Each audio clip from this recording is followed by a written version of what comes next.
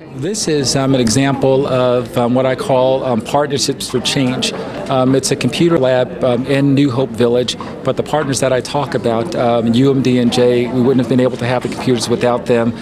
Newark Works with Norman Gonzalez, all of our information for job, workforce training. The Urban League of Essex County, they have an array of services. And there's a group here that have been working for a while, Jehovah Jireh. They have a summer camp here, but the idea is normally when we look at places like New Hope Village, Oscar Miles, Garden Spires, it really is a lot of tenants kind of clustered together, and we get a lot of complaints about what management should be doing and what they're not doing. But this approach is say, can we bring resources into a small space like this, and then really challenge residents to step up and take advantage of the resources and spread the word to the other residents in the building. So. What is the responsibility of the building itself as far as maintaining the computer security? Right, so that's great.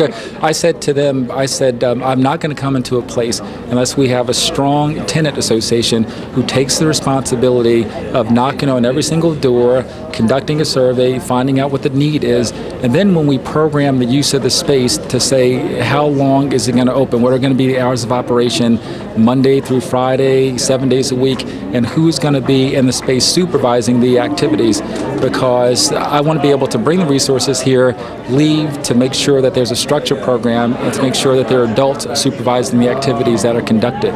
So I place a very, very heavy burden on the tenants here.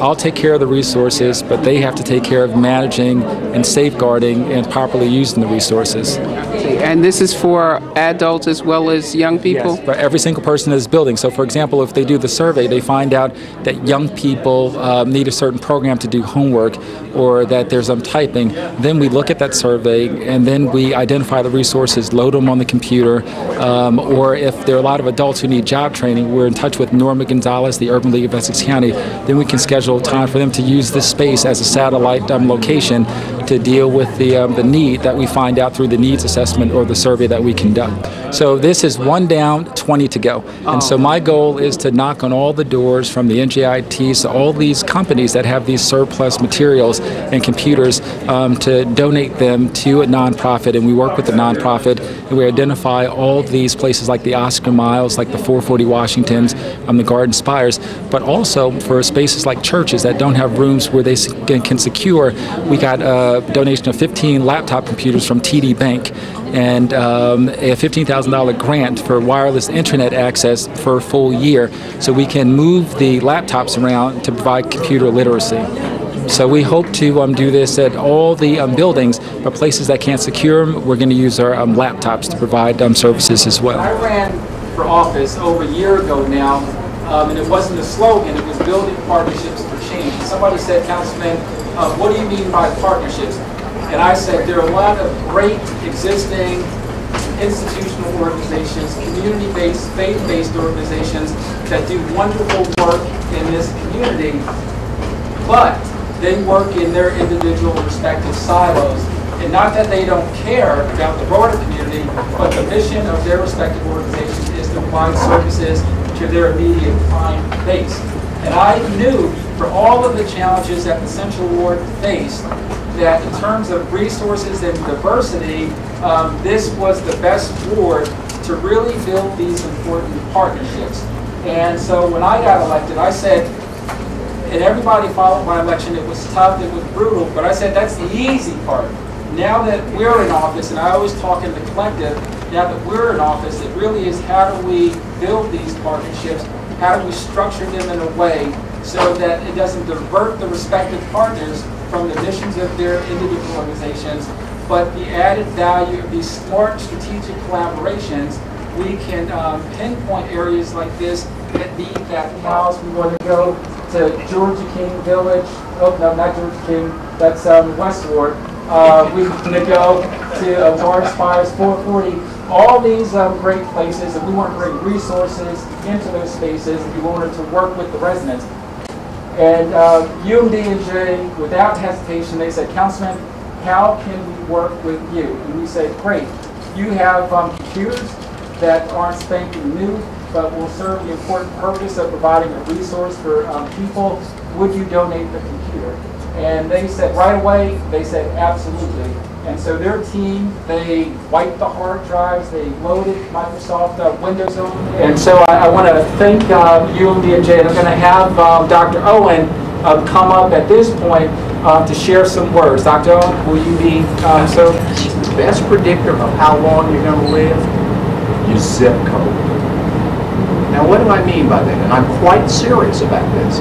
I can take an envelope, not know the person, look at the zip code on the envelope, and pretty predictably guess how long they're going to live. What I'm talking about are the social determinants of health. So where you live, how you live, how you're raised, that is a much better predictor of how long you're going to live, your quality of life, than how you're born and those attributes that God gave you. Now what does that tell you? And what does that tell someone like me? It tells someone like me who is interested in health care that we really have an obligation to take a great deal of ownership, more than we have in the past, of our neighborhoods.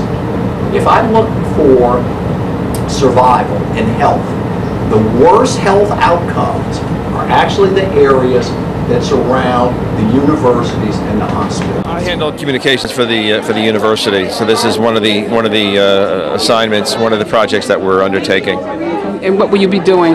What will you be your responsibility? Publicizing this agreement, this partnership with the Urban League and with Councilman Sharif. Right down the road from here,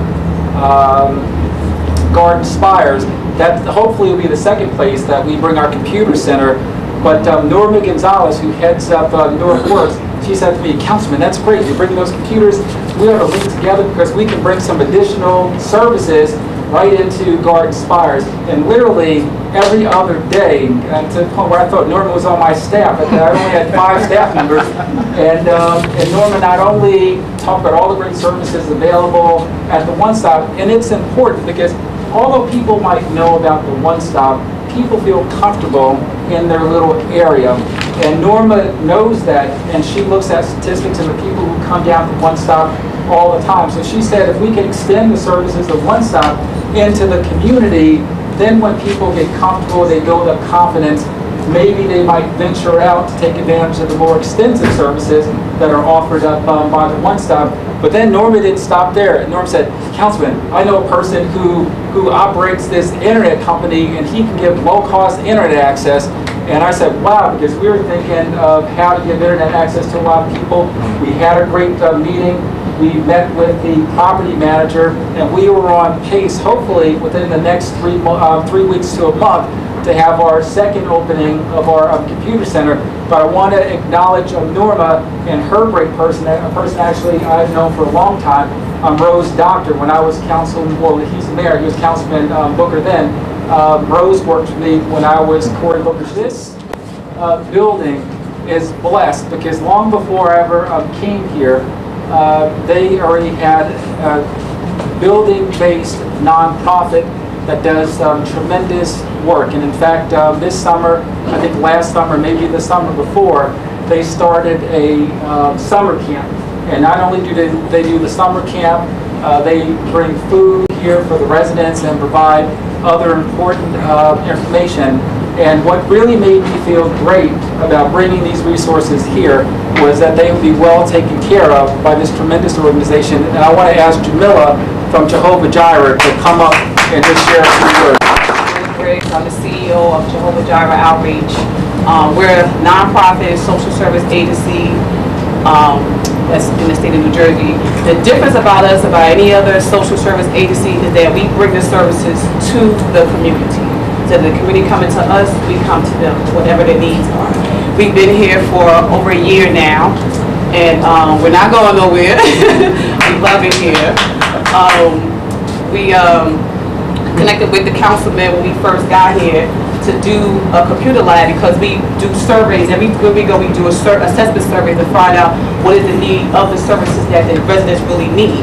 And we found that a lot of them were looking for jobs and they didn't have the computer skills. So we reached out to the councilman to let him know we need some computers. We want to teach the children also computers, but the seniors as well as the residents here who are looking for. We distribute bread along with the resources. We get donations from Panera Bread every week, so we distribute bread every week to the residents here. We also do a summer camp here, so this is our second year doing a summer camp here.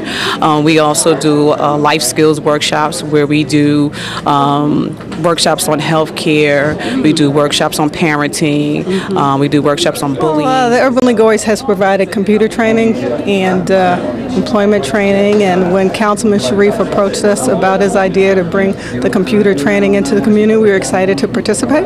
So we think it's a great thing. We always had a computer lab at the Urban League, and we've also provided tutoring services within the Housing Authority project. So we think bringing technology to the people is important, and so we're excited to participate. Good evening, everyone. Before I go further, I'm reminded of an African proverb which says it takes a village to train one child, and we're happy on behalf of management to facilitate the community. Living Water Ministries, we actually have had the opportunity to hold service in this community. We have service here on Wednesdays and on first and third Sundays, but however, I can also stand here as someone who was a resident. I moved here when I was 2 years old. I was here before this grass. I watched these trees being supported by the sticks. What happened was I raised my son and daughter in New Hope when they was young children. And when they was young children, I didn't have time. But now my daughter graduated from NYU. Her name is Barbara Gibson, and my son's name is Terrell Baker. He graduated from Berkeley and West Patterson. So I moved over in a tall building. And when I moved over here, matter of fact, I'm the only male that ever joined the Tenant Association program. And they voted me in as the vice president. And what we do, we talk to the tenants about the problems. We go to management. We try to solve the problems. And, you know, we all come together and try to work with, like, Jehovah Jireh, Pastor Tiana. So all of us has come together now to look out for the welfare of the kids. Great, great, great. And how are you going to be involved in this particular program, the computer lab? Well, with the computer labs, how I'm going to be involved with, we're going to have a list. And senior citizens and younger kids are going to be able to go out there. They have the days and everything on their program where they will be able to go and have their scheduled time to use the computers. Because, you know, I believe that an idle mind is a devil's workshop. So these kids need some things to do. Because, you know, the human mind was created to absorb things. Now, children will absorb things whether it's negative or positive. So this is a positive thing that's going on, and more of this needs to happen so we can give our youth something to do. Because when I was in school, we had recreation open after school, and every school in Newark was open for recreation. And not that I'm trying to make up excuses for the kids that's in the mischief, but there's no place for the kids to go. There's no boys clubs. We have boys clubs in every ward. We don't have that anymore. We had libraries all over the place. We had after school activities in each and every school in Newark until at least 9 o'clock at night. And all that stuff is gone now. It's gone. And so maybe this would be the start of some positive things coming into the community to give the kids some things to do. What do you think about this program?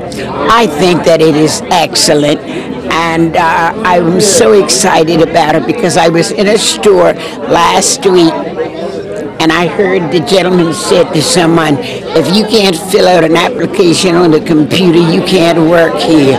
And I said, oh Lord, this is just what we need to get to the young people that they need to get busy.